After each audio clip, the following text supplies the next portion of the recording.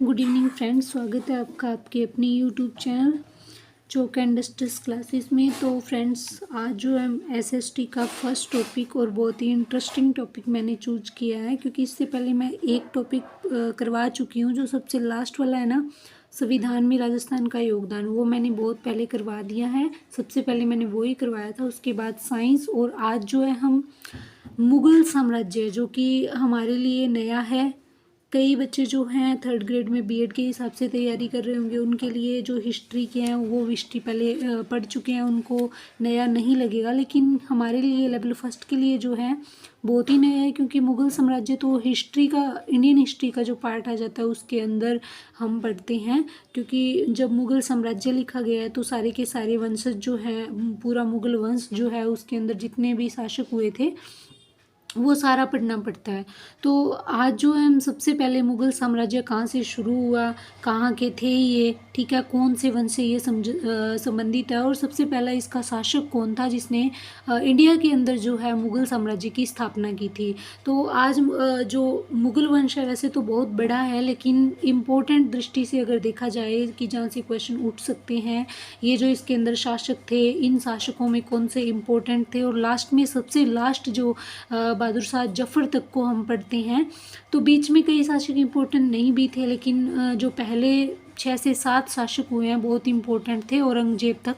औरंगजेब के बाद मुग़लों का पतन शुरू हो गया था, ठीक है। तो इसी हिसाब से हम 3 से 4 क्लासेस के अंदर ये पूरा पढ़ लेंगे। आज जो है बाबर को मैंने पूरा करवाने की कोशिश करूँगी मैं, क्योंकि बाबर का जो काल है वो लंबा भी है और बाबर ने स्थापना भी की थी, तो इस वजह से उसके जो युद्ध वगैरह है ज़्यादा हो जाते हैं, तो थोड़ा लंबा बाबर का काल है, थोड़ा लंबा है। तो आज की वीडियो में सिर्फ हम बाबर की बात करेंगे कि बाबर ने कब और कहाँ किस युद्ध के जरिए इंडिया के अंदर मुग़ल साम्राज्य की स्थापना की थी। तो सबसे पहले मुग़ल जो है वो तुर्की के चुगताई वंश से संबंधित है, यानी जो ये मुग़ल साम्राज्य है, कोई ना कोई किसी वंश का जब पतन होता है तभी तो कोई नया वंश आता है ना, या फिर कई जो वंश है वो खुद को किसी दूसरे वंश का सामंत समझते हैं, है ना।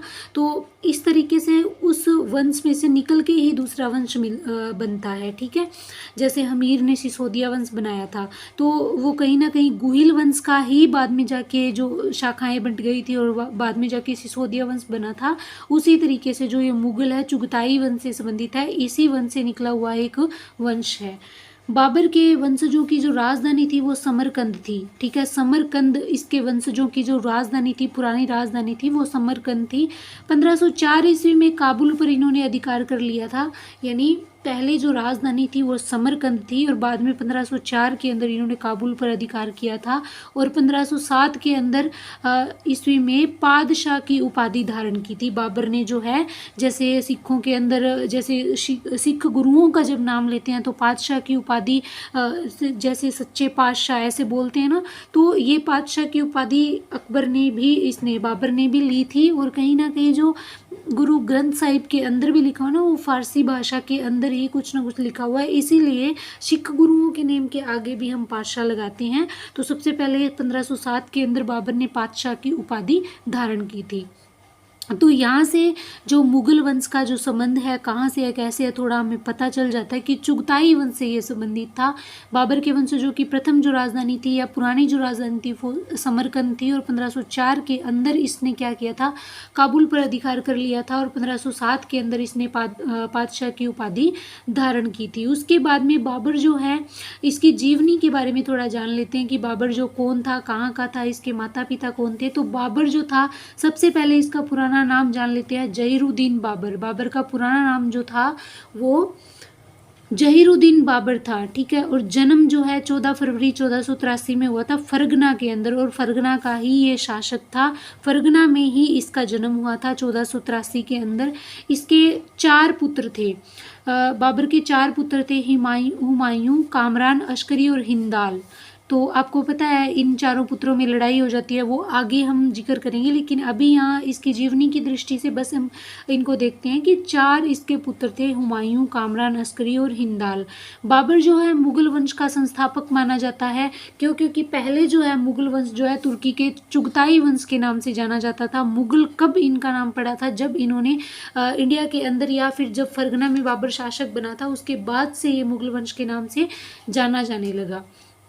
मध्य एशिया के फरगना का ये शासक था, आपको पता है फरगना में मैं पहले ही बता चुकी हूँ 14 फरवरी यानी वैलेंटाइन के दिन 1483 में इसका जन्म हुआ था, और फरगना के अंदर ही ये फरगना का ही शासक बना था। फरगना मध्य एशिया के अंदर है, और भारत पर पहला आक्रमण 1519 के अंदर यूसुफजाइयों के विरुद्ध किया था, और ये इसका इम्पोर्टेंट आक्रमण नहीं था और ये महत्वपूर्ण आक्रमण नहीं था, क्योंकि इसके अंदर ये यहाँ पे अपना राज नहीं स्थापित कर पाया था। बस ये इंडियंस के विरुद्ध नहीं था, इंडियन में राज करने की दृष्टि से नहीं था, ये यूसुफजाइयों के विरुद्ध एक लड़ाई थी जो इसने इंडिया पे राज करने की दृष्टि से नहीं की थी। बस इसका यूसुफजाइयों के विरुद्ध एक विद्रोह था जो इसने किया था, 1519 के अंदर किया था। पहला महत्वपूर्ण आक्रमण जो है बाबर ने 1526 में किया था। पानीपत की जो लड़ाई पढ़ते हैं ना अपन, ये 1526 के अंदर पढ़ते हैं। तो पहली जो इसकी महत्वपूर्ण लड़ाई या महत्वपूर्ण युद्ध जो है इंडिया के अंदर, वो 1526 वाला पानीपत का जो प्रथम युद्ध कहते हैं, इब्राहिम लोदी के साथ हुआ था, जिसके अंदर लोदी हार गया था, बाबर जीत गया था। क्यों जीता था वो आगे पढ़ेंगे। इसके पिता उमर शेख मिर्जा नाम था इनकी पिता का। इसकी माता का कुतलू गनीगार खानम था, यानी बहुत ही अजीब सा नाम है, कुतलू गनीगार खानम। और ये ना बहुत सारे एग्ज़ाम्स के अंदर पहले अगर मुगलों से क्वेश्चन आया तो ये क्वेश्चन अकेला कुतलू गनीगार वाला 2 से 3-4 बार आया है, और मैंने खुद इसके 3 से 4 एग्ज़ाम के अंदर इसका कम से कम 50 से 60 क्वेश्चनों का कलेक्शन किया है, जिसके अंदर मुगल वंश के जो मेन क्वेश्चन है वो सारे उठाए हैं। उसके अंदर ये वाला क्वेश्चन है 3 से 4 बार रिपीट हुआ है। पिता की तरफ से ये तैमूर तुर्क था, यानी इसके पिता जो थे वो तुर्की थे। आपको पता है तुर्की के चुगताई वंश से ये संबंधित है, तो तुर्की के तैमूर तुर्क से संबंधित था ये पिता की तरफ से। और माता की तरफ से ये चंगेज़ खां मंगोल का वंशज था। इसकी माता जो थी वो मंगोल थी, ठीक है। चंगेज़ खां मंगोल के वंशज की थी, और इसके पिता थे वो तैमूर तुर्क के वंशज के थे। लेकिन जो बाबर है ना, ये अपनी माता के वंशज को ज़्यादा मानता था, अपने पिता के वंशज को ये नहीं मानता था। चंगेज़ खां को ये ज़्यादा मानता था, उसी वंश को ये ज़्यादा मानता था, और खुद को भी ये मंगोल वंश से संबंधित करता था ज़्यादा, ठीक है। बाबर ने पानीपत के प्रथम युद्ध 1526 के अंदर इब्राहिम लोदी को हराकर मुगल वंश की स्थापना भारत के अंदर की थी। यानी पहली जो इसकी महत्वपूर्ण लड़ाई है, महत्वपूर्ण जो युद्ध है 1519 के बाद में 1526 के अंदर पानीपत का प्रथम युद्ध इसने लड़ा था, और इसके अंदर इब्राहिम लोदी को इसने हरा दिया और भारत के अंदर जो है मुगल वंश की इसने स्थापना कर दी थी। फिर इसका आपको पता है राजस्थान की दृष्टि से पढ़ते हैं अपन, खानवा का युद्ध जो 1527 के अंदर राणा सांगा के साथ हुआ था। और ये युद्ध जो है इसके अंदर सांगा ने पाती पर्वण जो एक प्रथा होती है वो निभाई थी, जिसके अंदर सारे राजपूतों को एक छतरी के नीचे इकट्ठा किया था।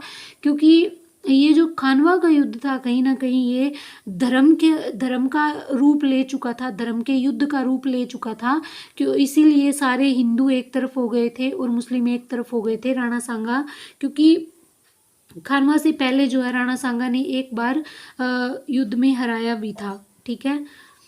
तो जो बाबर की सेना थी वो डर गई थी, खानवा के युद्ध में सांगा के विरुद्ध लड़ने को तैयार नहीं थी, इसीलिए इसने जिहाद का नारा दिया था। धर्म युद्ध, जिहाद को बोलते हैं, धर्म युद्ध का नारा दे दिया था तब, और कुरान की कसम दे दी थी अपनी सेना को, तब जाके इसकी सेना सांगा के विरुद्ध लड़ने को राजी हुई थी। और इसने खुद इसमें खानवा के युद्ध में जीतने के बाद में राणा सांगा को हराने के बाद में 1527 के अंदर गाजी की उपाधि धारण कर ली थी। उसके बाद में चंदेरी का युद्ध जो है 1528 में मेदिनी राय को हराया था इसने। चंदेरी के युद्ध में 1528 के अंदर मेदिनी राय को इसने 1528 में हराया था। और उसके बाद में जो है इसने 1529 में घाघरा का युद्ध लड़ा था। और ये घाघरा का युद्ध जो है इब्राहिम लोदी का भाई था महमूद लोदी, ये अफगानों को इकट्ठा करके लेके आया था, क्योंकि इसके भाई को पानीपत के युद्ध में जो है बाबर ने हरा दिया था। इसीलिए जो महमूद लोदी है ये 1529 के अंदर जो है बहुत सारे अफगानों को इकट्ठा करके लेके आया था, लेकिन इसको भी बाबर ने पराजित कर दिया। और बाबर की जो जीवनी है, बाबर की जो आत्मकथा है वो तुर्की भाषा में लिखी हुई है, और ये भाषा पूछ ली जाती है और उसका नाम पूछ लिया जाता है कि बाबर की जो आत्मकथा है वो तुजुक ए बाबरी या फिर बाबरनामा, ये तुर्की में लिखी गई है। ठीक है, क्योंकि ये आपको पता है मध्य एशिया और तुर्की के चुगताई वंश का था, तो तुर्की भाषा ही इसने यूज़ की है। बाद में जाके जो है मुगल वंश की भाषा जो आगे फारसी तक चली जाती है। पहले तुर्की भाषा के अंदर जो बाबर ने सर्वप्रथम अपनी जीवनी तुर्की भाषा में लिखी थी, तुजुक ए बाबरी, बाबरनामा भी बोलते हैं इसको। उसके बाद में पानीपत का युद्ध जो है इसके अंदर बाबर ने भारत के अंदर सर्वप्रथम तोप खाने का यूज़ किया था। भारत में ये पहला प्रयोग था तोप खाने का। पानीपत के युद्ध में पहली बार बाबर के द्वारा प्रयोग किया गया था, और सबसे बड़ा कारण यही था बाबर का पानीपत का युद्ध जीत लेने का, क्योंकि अच्छी खासी इसके पास युद्ध की तरकीब थी और तोप खाना भी था। ठीक है, तोप का यूज़ किया था इसने। और नई युद्ध नीति तुलुगुमा, ठीक है, ये पद्धति यानी सेना को चारों तरफ से घेर लेना। तुलुगुमा पद्धति का जो मेन मोटिव होता है ना, पूरी विरोधी जो दल होता है, विरोधी जो सेना होती है उसको चारों तरफ से घेर के मारना। लेकिन हमारे इंडिया में उस टाइम कौन सी पद्धति प्रचलित थी युद्ध की? वो छापा मार पद्धति थी, क्योंकि हमारे यहाँ पे जो है युद्ध है वो पहाड़ियों के अंदर ज़्यादा लड़े गए हैं। पहाड़ियों के अंदर छापा मार पद्धति ज़्यादा यूज़ होती थी। लेकिन बाबर पहला व्यक्ति था जिसने अपनी नई नीति यहाँ पे भारत के अंदर यूज़ की थी, तुलुगुमा नीति। ठीक है, और इसके प्रसिद्ध तोपची थे उस्ताद अली और मुस्तफ़ा बाबर, ये इसके तोपची थे, तोप चलाने वाले थे। और बाबर की मृत्यु जो है 1530 के अंदर होती है आगरा के अंदर, और आगरा में ही इसको दफना दिया जाता है। लेकिन इसका जो बाद में पोता होता है यानी अकबर जो है आगरा से काबुल, क्योंकि बाबर की इच्छा थी कि काबुल में इसका मकबरा बनाया जाए, काबुल में इसको दफनाया जाए। लेकिन जब बाबर की डेथ होती है 1530 के अंदर, तो इसको वहीं पे हुमायूं के द्वारा जो है वहीं पे इसको आगरा के अंदर इसका मकबरा बनवा दिया जाता है, दफना दिया जाता है। तो बाद में जो है अकबर के द्वारा इसकी मिट्टी जो इसका मकबरा था वहाँ से थोड़ी मिट्टी ले जाके काबुल के अंदर इसको दोबारा से इसका मकबरा बनवाया जाता है। तो ये पहला शासक था जिसका, पहला मुगल शासक था जिसका भारत से बाहर कहीं पे मकबरा बनवाया गया। और इसके अलावा 2 मुगल शासक और भी थे जिनका भारत से बाहर जो है मकबरा बनवाया गया था। एक तो जहांगीर था जिसका शाहदरा लाहौर के अंदर इसका मकबरा बनवाया गया। और एक बहादुर शाह जफर थे जो 1857 की क्रांति के अंदर, आपको पता है ना, जो राजस्थान से जो या फिर राजस्थान से या पूरे भारत से जो भाग के वहाँ पे गए थे, जो विरोधी थे, जो विद्रोही थे 1857 की क्रांति के, जो दिल्ली पहुँचे तो उनका कोई नेतृत्व करने वाला नहीं था। तो वहाँ पे बहादुर शाह जफर को जब कहते हैं कि हमारा नेतृत्व आप करो, तो वो मान जाते हैं भी तुम्हारा नेतृत्व मैं करूँगा। और यही लास्ट बहादुर शाह जफर जो है लास्ट मुगल शासक थे। और इनका जो मकबरा है बर्मा रंगून के अंदर, क्योंकि आपको पता है 1857 की क्रांति के अंदर इन्होंने जब जो विद्रोही थे उनका नेतृत्व किया था, तो ब्रिटिश सरकार ने इनको बर्मा की रंगून जेल में भेज दिया था। और वहीं पे इनकी पूरी फैमिली भी थी, और वहीं पे इनकी डेथ हो जाती है रंगून के अंदर ही, और वहीं पे इनका मकबरा भी बना दिया जाता है। तो टोटल 3 मुगल शासक थे जिनका जो है इंडिया से बाहर मकबरा बनाया गया। और उदारता के कारण बाबर को कलंदर कहते हैं, मतलब ये बहुत ही दानी था, बहुत ही उदार था। ठीक है, लोगों के लिए अच्छी भावनाएं रखता था, इसीलिए इसको कलंदर की उपाधि दी गई। तो ये हमारा पूरा जो है, इसके अलावा आप चाहे हिस्ट्री को पूरा डीप पढ़ रहे हैं, आप चाहे लेक्चरर के लिए पढ़ रहे हैं, आप चाहे उससे भी ऊपर के एग्जाम के लिए पढ़ रहे हैं, बाबर के अगर फैक्ट्स देखोगे तो इनके अलावा आपको कोई भी नहीं मिलेगा। इसके सारे युद्ध ये कहाँ से था, और मुगल साम्राज्य जो है, मुगल वंश जो है एक्चुअल में किस वंश से संबंधित है, और बाबर ने कहाँ से शुरू किया, कहाँ का ये शासक था, और इंडिया के अंदर इसने कब जो है मुगल वंश की स्थापना की थी, कौन से युद्ध लड़े, कब इसकी मृत्यु हुई। तो ये सारे के सारे फैक्ट्स मैंने इसके अंदर शामिल किए हैं। और नेक्स्ट जो है हम कल थोड़ी लंबी क्लास लेते हुए 2 से 3 शासकों को कवर करेंगे। तो आज ये हमारी पहली मुग़ल साम्राज्य की पहली क्लास है। तो वीडियो पसंद आए तो लाइक कीजिए, शेयर कीजिए और चैनल को सब्सक्राइब करिए। और मुग़ल शासक है हम 2 से 3 क्लासेस के अंदर पूरा कर लेंगे, इसके बाहर आपका क्वेश्चन नहीं जाएगा। और इतना तो आप याद कर ही सकते हैं क्योंकि SST के अंदर कम से कम 11-12 टॉपिक है, जिसके अंदर आप अगर आप अपना दिमाग लगाओ ना तो 4 से 5 टॉपिक ही इम्पोर्टेंट है।